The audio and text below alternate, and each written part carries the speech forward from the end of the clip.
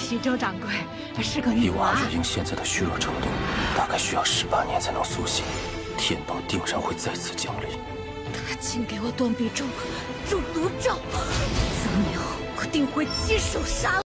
Sesaat kemudian dua cakar hitam raksasa perlahan keluar dari jam perunggu. Dua cakar raksasa itu membawa tekanan besar saat meluncur ke arah Wang Lin. Ekspresi Wang Lin masih tetap tenang, tangannya membentuk segel dan menunjuk ke arah dua lonceng. Segera dua lonceng yang berputar itu tiba-tiba saling bertabrakan dan pecah berkeping-keping. Pecahan-pecahan itu mulai berputar di sekitar Wang Lin sebelum akhirnya membentuk baju besi armor hijau yang bersinar. Di baju besi itu ada simbol dua lonceng. Wang Lin tidak menghindari kabut gas yang terbentuk dari bayangan lelaki tua itu dan membiarkannya menghantam baju besinya, hingga gelombang riak muncul di baju besinya hingga kabut gas melemah. Wang Lin kemudian menatap cakar raksasa yang meluncur ke arahnya. Dia mengeluarkan pedang surgawi dan dengan satu ayunan, cakar raksasa itu hancur dan retakan muncul di jam perunggu. Kekuatan tersisa menghantam dada Liao Fan, hingga ia terdorong mundur beberapa langkah dan memuntahkan darah. Namun kekejaman melonjak ke matanya saat dia berkata dengan dingin, "Cheng Niu, bersiaplah untuk mati." Segera suara gemuruh terdengar dari dalam jam perunggu dan lebih banyak retakan muncul dari jam ketika sebuah tangan raksasa muncul hingga menghancurkan jam perunggu. Ada kabut gas hitam yang bergerak seperti api yang keluar dari tangan yang melayang di udara. Tangan kanan Wang Lin membentuk segel yang menciptakan angin meniup gas hitam menyingkapkan tangan raksasa yang ada di dalamnya. Kilatan dingin melintas di mata Wang Lin, dia mengayunkan pedang surgawinya dan bilah energi pedang segera melesat dan menghantam tangan itu hingga luka muncul di lengan itu. Namun suara gemuruh lain terdengar dari dalam tangan ketika banyak kabut hitam keluar dari luka tangan dan berubah menjadi sosok hitam dengan hanya dua mata terlihat yang menatap Wang Lin dengan dingin.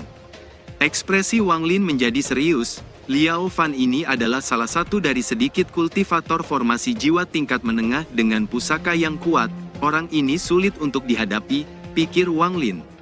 Sosok itu membuka mulutnya yang mengeluarkan suara gemuruh, dan aura dingin bergerak sangat cepat. Bahkan sebelum mendekat, Wang Lin sudah bisa merasakan aura dingin yang dipancarkannya. Perasaan bahaya muncul di hati Wang Lin. Dimanapun aura itu lewat, rumput di lembah itu tiba-tiba berubah menjadi es lalu hancur oleh angin, bahkan tebing di sekitarnya tertutupi lapisan es saat dihantam gelombang energi dingin ini. Aura ini menyebar dengan cepat dan mengelilingi Wang Lin, energi dingin memasuki tubuhnya dan hampir membekukan darahnya. Wang Lin terkejut, dia sangat mengenal aura ini, itu adalah aura yang sama persis dengan aura yang berasal dari kultivasi metode kenaikan dunia bawah. Namun, energi dingin yang dipancarkan oleh sosok ini sangat kuat. Wang Lin segera mundur, tangan kanannya membentuk segel dan menunjuk ke depan. Segera bola api biru yang tercipta dari kultivasi metode kenaikan dunia bawah yang sudah lama tidak dia gunakan tiba-tiba muncul di ujung jarinya. Bola api biru ini tidak melepaskan panas, tapi melepaskan energi dingin. Saat bola api biru itu muncul, energi dingin yang baru saja menyerang Wang Lin perlahan menghilang. Bahkan energi dingin di sekitarnya pun diserap oleh bola api biru itu. Sosok hitam itu tiba-tiba berhenti, dia terkejut menatap api biru itu dan berkata dengan suara berat, "Api es dunia bawah, bahkan dao dunia bawah yang kutinggalkan untuk muridku tidak dapat mengolah api es semurni ini. Di mana kau mendapatkan metode kenaikan dunia bawah?" kata sosok itu. Tubuh Wang Lin dengan cepat mundur, dengan beberapa langkah, dia berhasil mundur ke dalam jangkauan domain pagoda dan berhenti. "Kamu siapa?" tanya Wang Lin terkejut dalam hatinya, dia sangat akrab dengan suara ini. Kekejaman melonjak di mata sosok itu saat dia berkata, "Dimanapun kau mendapatkannya, kau harus mati." "Aku si Tunan," kata sosok itu dengan cepat menyerbu ke arah pagoda dengan cakarnya yang akan menghantam kepala Wang Lin. Namun ketika jaraknya mencapai 3 kaki di depan Wang Lin, domain Zoe tiba-tiba keluar dari pagoda dan menghantam sosok itu hingga sosok itu mengeluarkan raungan dan tubuhnya terlempar keluar. Di saat yang sama kabut hitam menghilang memperlihatkan tangan yang mundur dan meraih Liao Fan yang terkejut dan menghilang. Wang Lin menatap tangan yang menjauh dan bergumam, "Si Tunan, tidak mungkin, bagaimana bisa seperti ini? Pikir Wang Lin mengerutkan keningnya. Wang Lin duduk bersila di bawah pagoda dan merenung, si Tunan, dia menyebut dirinya si Tunan, tidak mungkin. Sementara itu, Zhou Ru mengintip dari pagoda, setelah melihat Wang Lin duduk bersila, dia berjalan keluar dan duduk di hadapannya. Ini adalah pertama kalinya dia melihat pamannya tampak bingung. Setelah duduk beberapa saat, Zhou Ru diam-diam pergi ke dapur dan keluar membawa semangkuk bubur. Kalau paman tidak mengizinkanku memberi makan kakak peri, aku akan memberinya makan, pikir Zhou Ru diam-diam memasuki pagoda. Saat duduk bersila, wajah Wang Lin menjadi serius. Dia menunjuk dahinya dan menghilang ke dalam manik menentang surga dan menuju tempat jiwa si Tunan berada. Di samping jiwa raksasa si Tunan terdapat jiwa kedua orang tuanya yang memancarkan cahaya emas lembut. Ia bersujud pada orang tuanya lalu berbalik ke arah si Tunan yang duduk diam bersila. Wang Lin menatap si Tunan dan bergumam, jiwa si Tunan ada di sini. Mengapa orang itu menyebut dirinya si Tunan? Mungkinkah mereka memiliki nama yang sama? Tapi mengapa orang itu juga tahu metode kenaikan dunia bawah? Pikir Wang Lin merenung sejenak sebelum ekspresinya tiba-tiba berubah serius. Si Tunan pernah berkata bahwa dia bertarung dengan beberapa kultivator dari luar Suzaku untuk mendapatkan manik menentang surga dan tubuhnya hancur. Si Tunan harus menyerah dan menyembunyikan jiwanya di dalam manik menentang surga untuk menghindari malapetaka itu. Mata Wang Lin menjadi semakin cerah saat dia mengingat sosok yang menyebut dirinya si Tunan. Sosok itu terbentuk oleh kabut hitam dan gas hitam itu berasal dari lengan itu. Mungkinkah bagian tubuh si Tunan diambil dan dimurnikan oleh seseorang hingga menciptakan pecahan jiwa? Pikir Wang Lin menebak tapi tidak dapat memastikannya. Setelah merenung cukup lama, dia menghela napas dan tersenyum pahit. Senior Situ, jika lengan itu benar-benar milikmu, maka aku benar-benar percaya apa yang kamu katakan sebelumnya tentang dirimu sebagai ahli nomor 1 di Suzaku, pikir Wang Lin. Namun, dia masih tidak yakin dengan pernyataan si Tunan. Hal ini semakin lama semakin terasa saat dia berkultivasi. Bagaimanapun, orang nomor 1 di Suzaku adalah orang yang bergelar Suzaku, kecuali si Tunan adalah Suzaku saat itu, atau dia bukan ahli nomor 1. Lagi pula, si Tunan telah berada di dalam manik surga selama bertahun-tahun, jadi jikapun dia kembali, dia mungkin tidak akan mampu, pikir Wang Lin merenung sejenak lalu keluar dari manik. Di negara Sueyu, di dalam kuil es suci, ada seorang pria parubaya sedang duduk sambil memegang secangkir teh merah di tangannya. Di sampingnya berdiri dua orang tua, satu laki-laki dan perempuan. Ketua sekte, kita sudah selesai minum teh, jadi tolong bunuh Cheng Niu itu, kata wanita tua. Cheng Niu itu bukan siapa-siapa, kalau bukan karena Suzaku yang mengirim pesan agar orang-orang tidak mengganggunya, pasti sudah ada yang membunuhnya, kata pria parubaya. Wanita tua itu mengangkat kepalanya dan berkata, tapi dia berani memotong tangan kupu-kupu merah? Ingat, kupu-kupu merah adalah harapan Sueyu, Master Sekte, Anda bisa mencapai tahap transformasi jiwa karena dia, kata wanita tua itu. Lelaki tua di samping hanya diam dan meminum tehnya. Tatapan lelaki parubaya itu berubah dingin. Aku tidak lupa, dan aku tidak butuh pengingatmu. Liao Fan sudah memastikan bahwa Cheng Niu ini mengetahui kultivasi kenaikan dunia bawah.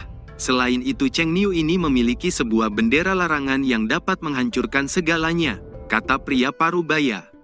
Wanita tua itu terkejut dan berkata, sepertinya Master Sekte sedang menyelidiki orang ini. Pria parubaya itu mengangguk, bagaimana mungkin aku tidak memperhatikan seseorang yang menarik perhatian Gunung Suzaku yang diperintahkan untuk melawan kupu-kupu merah? Gelar Suzaku harus milik kupu-kupu merah, bagaimana mungkin aku membiarkan orang lain memilikinya? Karena itu aku memerintahkan Liao Fan pergi untuk menyelidiki Cheng Niu, kata pria parubaya. Mendengar itu, wanita tua itu hanya diam dan tidak mengatakan apa lagi. Saat ini bukan saatnya untuk membunuh Cheng Niu, kita harus menunggu sampai pertarungannya dengan Red Butterfly. Pada saat itu, tidak peduli apakah dia menang atau kalah, aku akan bertindak sendiri untuk membunuhnya. Orang ini juga sangat pandai melarikan diri dengan kompas bintang di dalam kehampaan, tidak ada seorang pun kecuali kultivator transformasi jiwa tahap akhir yang dapat menangkapnya. Jika kita ingin membunuhnya, Kita harus berhasil dalam satu tindakan, jika tidak, dia pasti akan lari. Jadi begitu pertarungan dimulai, aku akan meletakkan formasi penghalang, dan juga meminta klan iblis raksasa untuk membantu, dengan 2 kultivator transformasi jiwa, bertindak, itu pasti berhasil, kata pria parubaya itu. Lelaki tua di sampingnya meletakkan cangkirnya dan bertanya, bukankah kita agak berlebihan hanya untuk seorang kultivator formasi jiwa tingkat menengah? Pria parubaya itu sedikit mengernyit dan berkata, apa kamu tahu domainnya apa? Menurut Red Butterfly, ranah orang ini adalah hidup dan mati, ranah semacam ini tidak dapat diremehkan, meski dia hanya berada di tahap pembentukan jiwa. Mendengar itu, lelaki tua dan wanita tua nampak terkejut dan hanya bisa diam. Wanita tua mulai merenung, alasan dia ingin membunuh Cheng Niu adalah karena saat kupu-kupu merah masih muda, dia memeriksa masa depan kupu-kupu merah. Di masa depannya, kupu-kupu merah harus menghadapi malapetaka. Dia khawatir asal musibah ini adalah Cheng Niu. Waktu 5 tahun telah berlalu, Zhou Ru kini berusia 10 tahun dan telah tumbuh menjadi gadis pemberani. Semua harimau dan binatang buas sering diganggu olehnya. Ada Taiyan yang menemaninya. Tian hampir mencapai tahap pembentukan jiwa, namun dia masih belum bisa melewati batasan itu selama di sekte Yuntian, jadi dia memutuskan untuk kembali mengikuti Wang Lin. Dengan ditemani oleh Tian, Zhou Ru kecil menjadi sangat nakal dan bermain-main setiap hari. Wang Lin menghabiskan 5 tahun terakhir untuk berusaha menembus tahap tengah pembentukan jiwa. Namun, tidak peduli seberapa keras dia mencoba, dia tidak dapat maju. Wang Lin tahu bahwa ia telah mencapai titik kemacetan. Jika ia tidak dapat menerobos, maka kultivasinya akan selamanya tertahan. Jumlah penantang telah berkurang banyak dalam 5 tahun ini, tapi ketenaran Cheng Niu justru meningkat. Ia menjadi topik pembicaraan populer di antara banyak kultivator. Hari ini adalah hari penunjukan Suzaku selama 10 tahun untuk bertarung dengan Red Butterfly. Setengah tahun yang lalu, seorang utusan dari Suzaku datang dan meletakkan susunan teleportasi di luar lembah. Teleportasi ini hanya dapat digunakan sekali yang dapat mengirimnya melintasi negara Suzaku. Feng Yusan berdiri di luar lembah. Ia tiba 10 hari yang lalu untuk memberikan surat tantangan ke Wang Lin sesuai dengan perjanjian 10 tahun yang lalu. Selama 10 hari ini, Wang Lin masih mempertimbangkan apakah ia harus ikut pertarungan ini atau tidak. Suzaku masih belum meminta pertanggungjawabannya atas apa yang terjadi saat itu. Wang Lin merasa pasti ada yang salah di sini. Dia menduga mungkin Suzaku ingin menerimanya sebagai murid inti. Sama seperti Red Butterfly dulu, inilah alasan diadakan pertempuran ini. Bukan hanya para iblis tua Suzaku yang akan melihat ini, tapi seluruh Suzaku akan mengetahuinya. Kini pertarungan antara keduanya telah menjadi pusat perhatian semua orang. Siapapun yang menang di antara keduanya akan menerima keberuntungan besar. Hari itu Zhou Ru sedang menunggangi seekor harimau hitam sambil memegang ranting pohon willow di tangannya. Sambil mengusap kepala harimau itu, dia juga diam-diam menatap Wang Lin sambil melatih harimau. Harimau itu tidak berani melawan. Dia tahu lelaki tua itu adalah seseorang yang tidak bisa dia ganggu. Apalagi Wang Lin. Dia bukan harimau biasa, melainkan harimau iblis yang telah berkultivasi selama ratusan tahun. Wang Lin duduk di bawah pagoda sambil menatap harimau yang diganggu itu dan tersenyum tipis. Harimau ini telah berkultivasi selama 300 tahun, tapi hanya di tahap pembentukan fondasi. Saat itu, begitu Zhou Ru melihatnya, dia memerintahkan Taiyan untuk menangkapnya dan menamainya si putih kecil. Suara Feng Yusan tiba-tiba terdengar dari luar lembah. Rekan kultivator Cheng Niu, perjanjian 10 tahun sudah berakhir.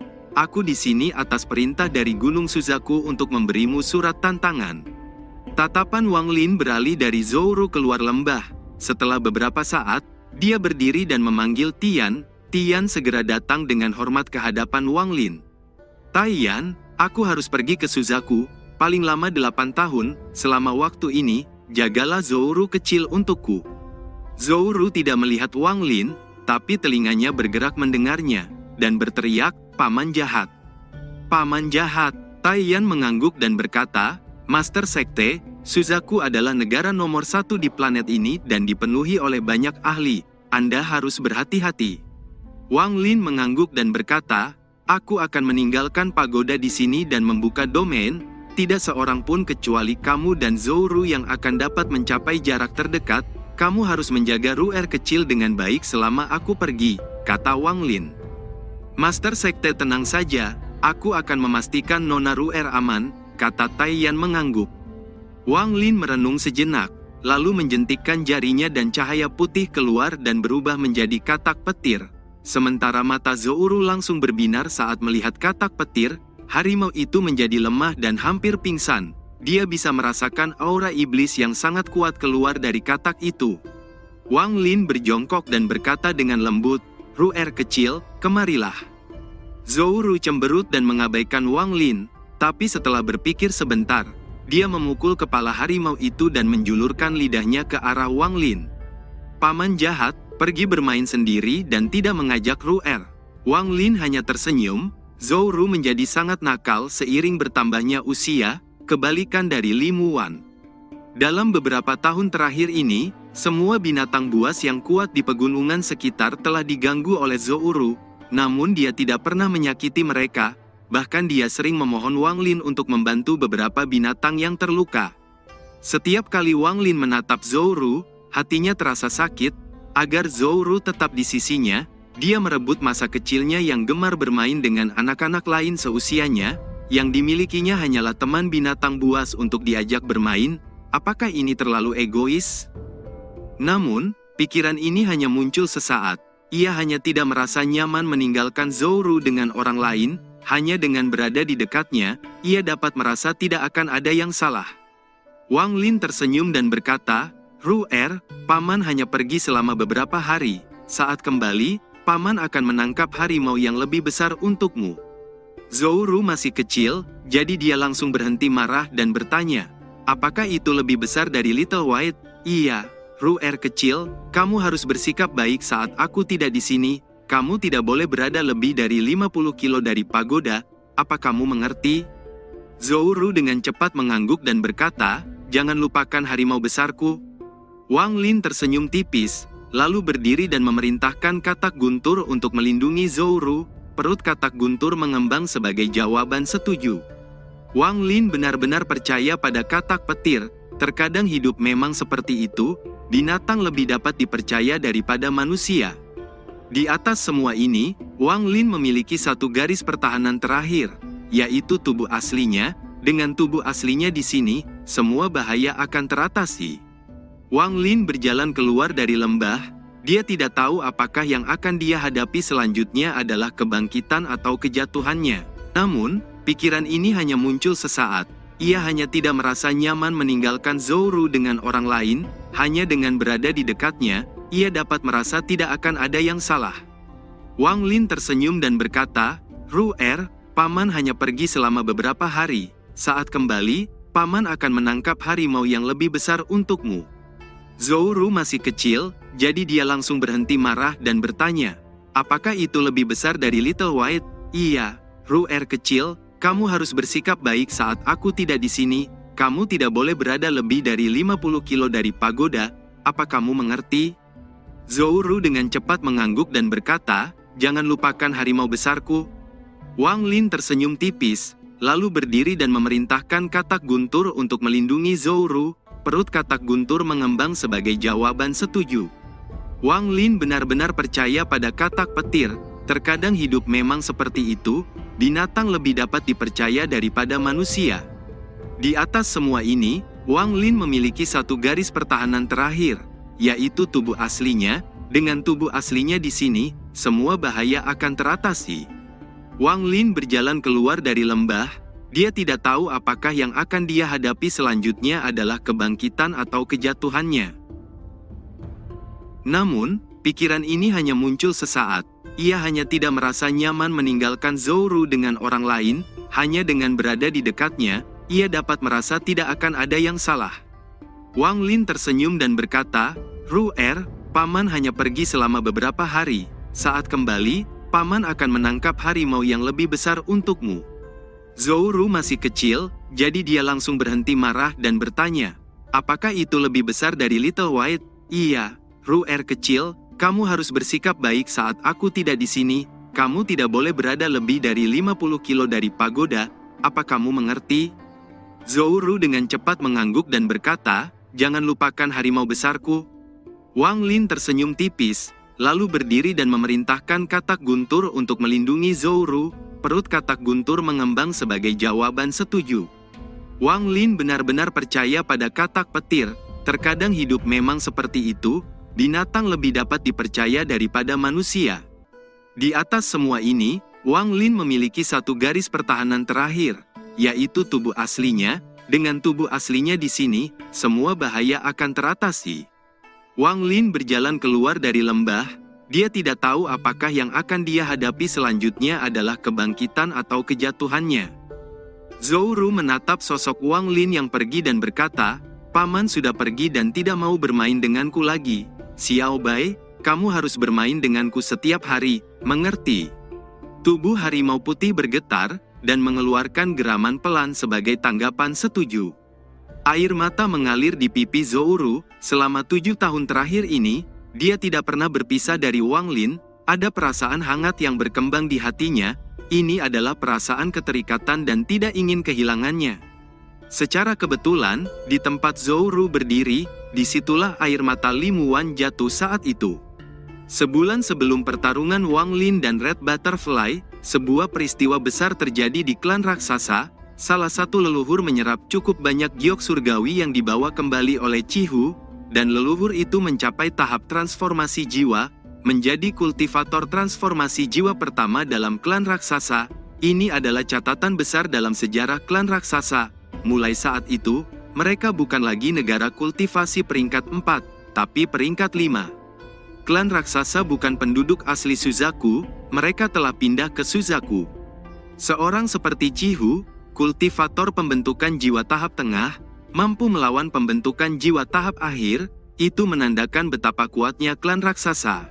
Kekuatan super bawaan klan iblis raksasa mengalami perubahan saat mereka mencapai tahap transformasi jiwa. Fakta bahwa seorang ascendant dari Suzaku secara pribadi datang untuk meningkatkan peringkat negara mereka menunjukkan betapa kuatnya kekuatan itu.